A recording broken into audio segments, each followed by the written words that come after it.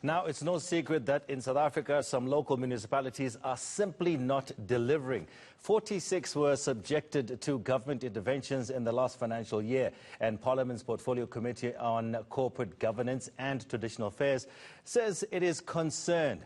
For more, I'm joined now by Parliament's COGTA Oversight Chair, Faith Muthambi. Ms. Muthambi, thank you so much for joining us this morning, albeit it's still pretty early. Okay, so you heard from the South African Local Government Association, from SALGA as well, to discuss the concept of putting the struggling municipalities under administration through Section 139. Why do we let things get to that stage in the first place? There are a lot of factors. Let me say first, I greet yourself and the viewers at home. There could have been a lot of factors. Then I think Section 139 was promulgated for reasons that municipalities have to be supported. So there are various reasons. At times you find them in municipalities unable to perform their functions. At times you find them failing to deal with the issues of revenue management. A lot of issues around that such that then the Act empowers then the MECs to intervene after obtaining concurrence from the municipality. At times, the tax revenue itself will contribute to that. You find that there's a challenge with regard to the organic growth of the municipalities. I'm sure one of the key challenges has been lack of capacity when it comes to some of the people that are employed there to do in key positions. Is that something that you are talking to COGTA to address as well? Yes, we've dealt with that, but then ours was for us to then examine the effectiveness of this intervention. Because where we are seated, you find that in most of the cases, even though there's intervention, once the intervention is lifted, then the municipality regress. At times, the interventions themselves don't yield results. Because I'll give you a classical example of a Muthambi municipality in the northwest. There's been more than 5 interventions in that municipality. Still up to date is still under administration. But the question that you ask yourself, you might find that there's also been various councils that came to place. Then at times you find that even the councils themselves, they are not given space to operate based on the fact that you have an administrator on the other end and the councillors who are supposed to also do their job.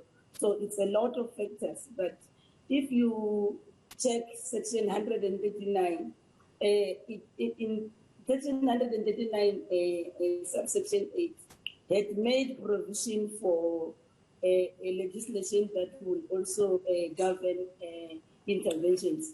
So you find also the other challenges contributed to say provinces then have a leeway to implement intervention the way they want differently. So I should think then the call that we are calling to the Department of COGTA is to fast track the promulgation of this intervention bill.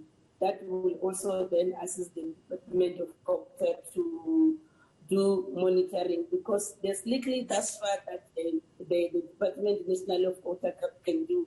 Though Section 139(7) give provision that in the cases where provinces fail to execute the intervention appropriately, then national government should then chip in.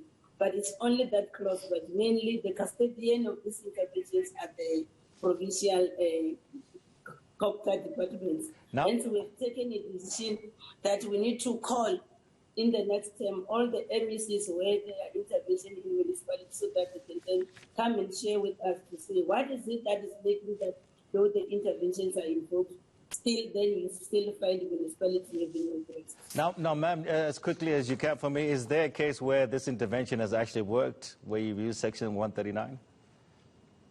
Yes, there are other cases wherein you find that the intervention had worked. Yes, I have a classical case wherein there was one municipality that was struggling, then it did work. But like I said, we are very much concerned in very few cases. And then when you see where they work is where there were maybe there were challenges with their finances, then the intervention team was able to then come and assist. But the difficulty that we're also confronted with, which I must raise, then why do we then have to wait until the situation gets worse and then intervene? Because if you recall, every month these municipalities are submitting Section 71 reports to both provincial COGTA and provincial treasury.